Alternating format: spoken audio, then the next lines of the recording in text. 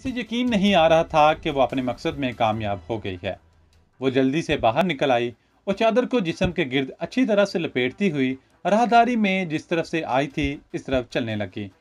जहां राहदारी का मोड़ मुड़ता था, वो वहां आई तो अचानक सामने से वही पुलिस कमांडो नमूदार हुआ, जो जमुना दास के कमरे के बाहर इस रोज भी पहरा दे रहा था। इसके हाथ में स्टीन गन थी। इसने राम दुलारी पर एक गहरी निगाह डाली, मगर राम दुलारी ने अपने हवास को अपने कंट्रोल में रखा और इसके करीब से गुजर गई। पुलिस कमांडो ने राम दुलारी को पहचान लिया था कि ये वही औरत है जो एक रोज पहले कमांडर शेर खान और गुल खान के साथ आई थी। कुदरती तौर पर वो यही समझा कि ये इन लोगों की अपनी जानने वाली औरत है। इसने भी राम दुलारी से कुछ पूछताछ ना की और खामोशी से चलता जख्मी दहशतगर्द के कमरे के बाहर आकर स्टूल पर बैठ गया। फिर अचानक वो उठा।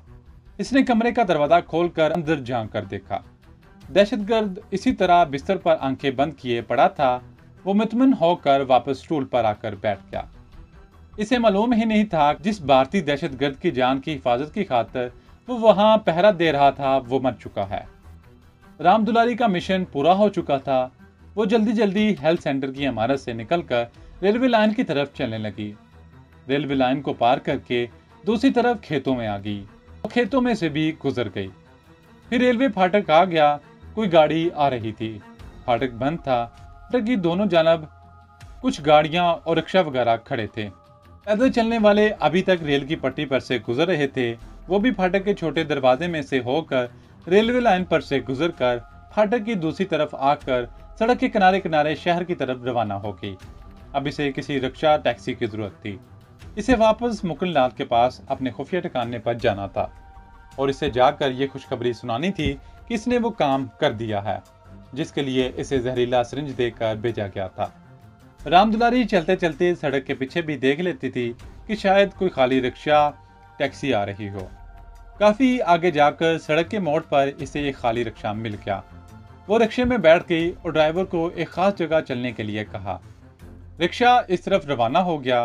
रिक्शा शहर की आबादी के बाहर निकल चुका था और अभी तक पूरी रफ्तार से जा रहा था। आखिर वो जगह आ गई जहां राम दुलारी ने रिक्शे वाले को चलने के लिए कहा था। इसने रिक्शा रुकवा कर इसे पैसे दिए और पैदल ही एक नहर के किनारे चल पड़ी। काफी आगे जाकर दरख्तों का एक घना जखीरा आ गया। वो इसमें दाखिल हो गई और वहां से भी गुजरने के बाद इस वीरान खंडर की तरफ चल पड़ी जो कुछ फासले पर उजाड़ मैदान में मिट्टी के एक बहुत बड़े टीले के अक्का में वाक़या था और जिसके एक तहखाने में इन भारतीय दहशतगर्दों ने अपना खुफिया ठिकाना बना रखा था।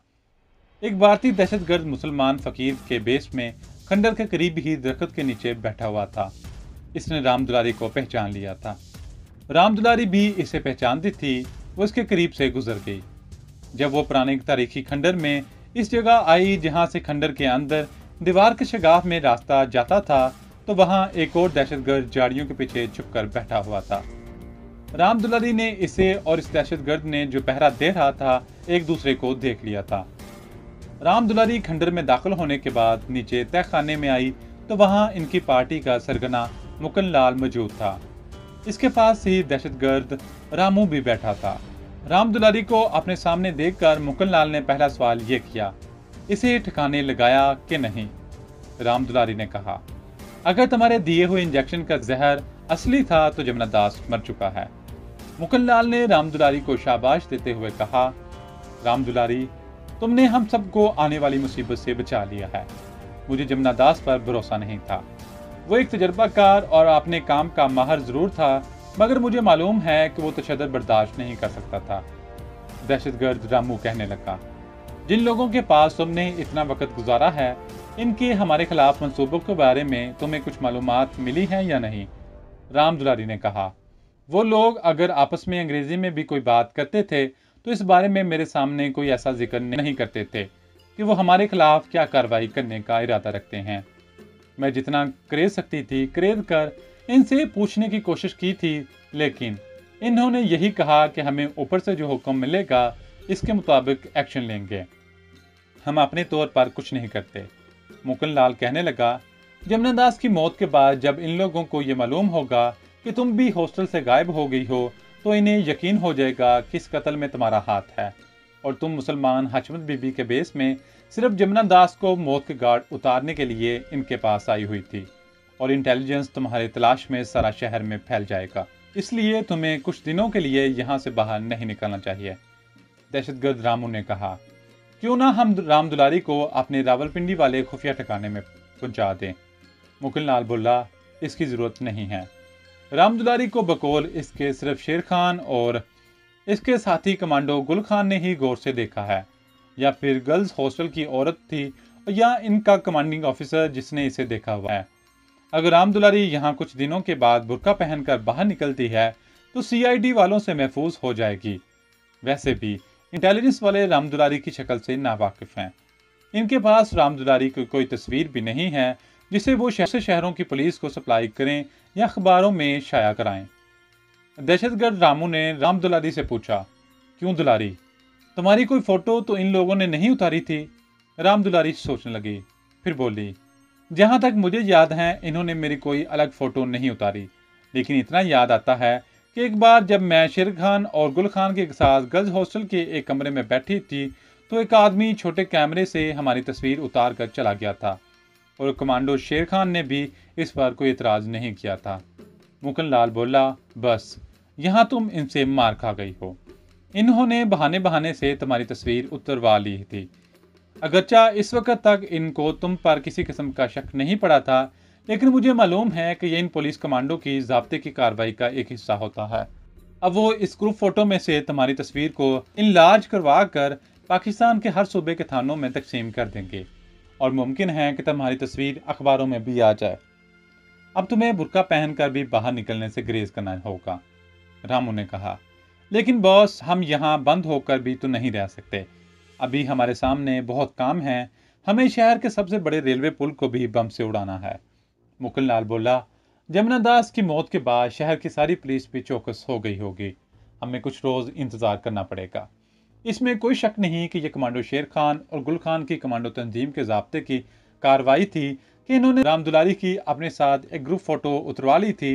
हालांकि इन्हें इस वक्त तक कतई तौर पर इल्म नहीं था कि ये औरत जो हशमत बीबी के रूप में इनके सामने बैठी है हकीकत में भारत की एक नहायत आयार दहशतगर्द औरत है और इसका असली नाम राम दुलारी है। तंजीम के हेल्थ सेंटर में जेर इलाज दहशतगर्द जमुना दास की मौत का इल्म थोड़ी देर बाद ही हो गया था।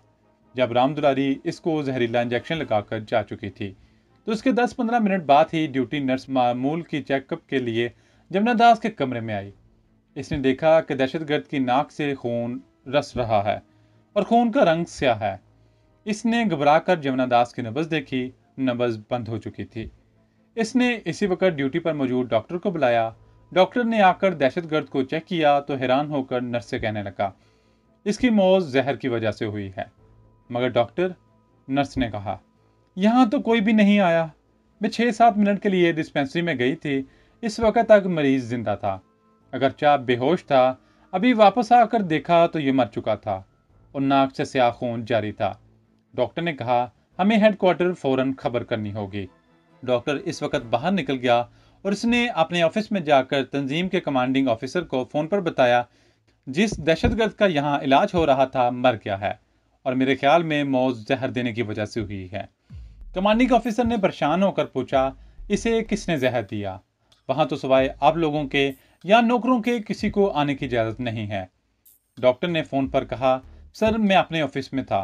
नर्स का कहना है कि वो 3-4 मिनट के लिए डिस्पेंसरी में गई थी। मैं आ रहा हूँ।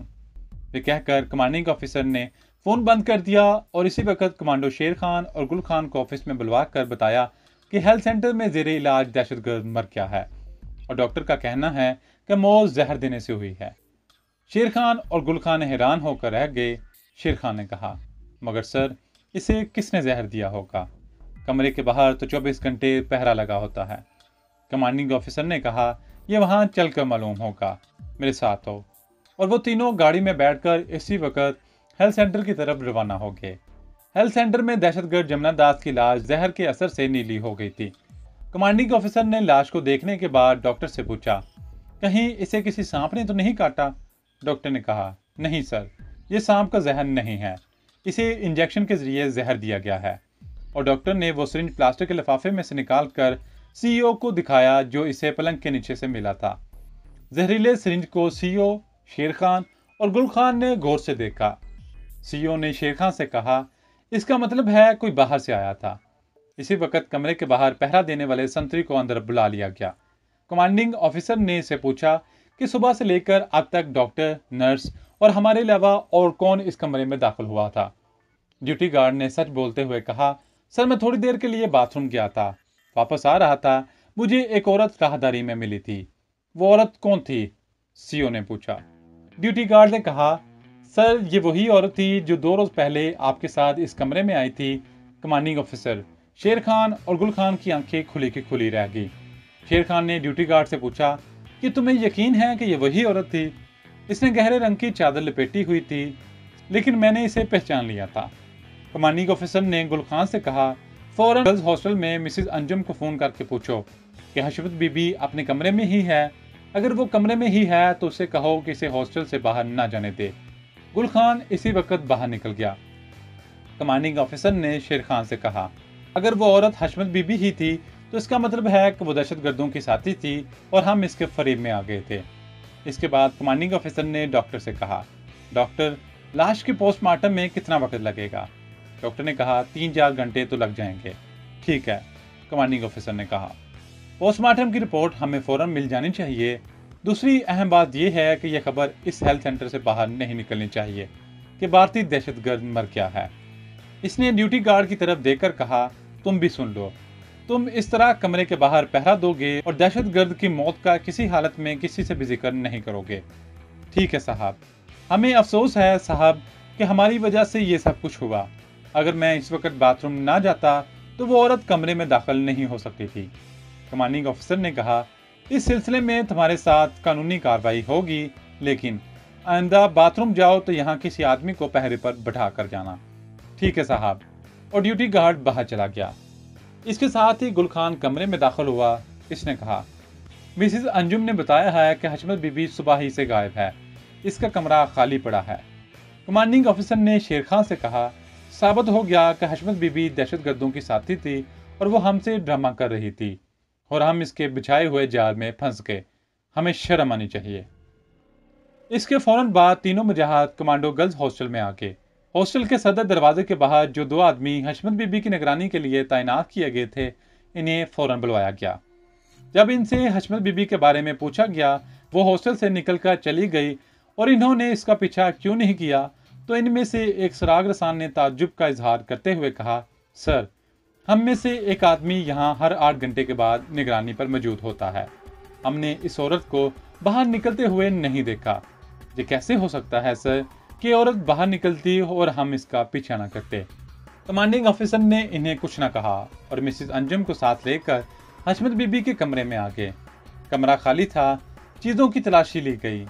अलमारी में हशमत बीबी के एक पुराने जोड़े के अलावा वहाँ इसकी कोई ऐसी चीज़ नहीं थी जिससे इन्हें कोई मुफीद मालूमात मिलती। कमांडिंग ऑफिसर ने दोनों कमांडो मुजाहिदों को साथ लिया और अपने हेडक्वार्टर के ऑफिस में आ गए। वहां आते ही इन्होंने अपनी स्पेशल इंटेलिजेंस के चीफ को फोन करके अपने कमरे में आने को कहा। 5 मिनट के अंदर अंदर इंटेलिजेंस चीफ आ गया। कमांडिंग ऑफिसर ने अपने मेज के दराज से 2 ग्रुप फोटो निकाल कर दिखाई, जो गर्ल्स हॉस्टल के ऑफिस के साथ वाले कमरे में इस वक्त उतारी गई थी, जब शेर खान और गुल खान हशमत बीबी और रामदुलारी से बातें कर रहे थे।